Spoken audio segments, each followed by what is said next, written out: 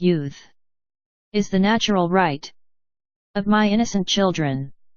War claims a part of my age. My back is destined not to become a bow.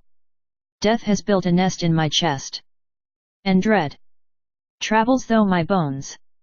These my young and warm hands, which had been kissed more than often by my beloved women, now are marked by death. I wish that before my death I could take my aged mother in my lap. Ah! No one is there to shed tears on the death of happiness. I am a bridegroom of war procession. Radiation will apply surma to my eyes. At the very moment, life on my cheeks will die down.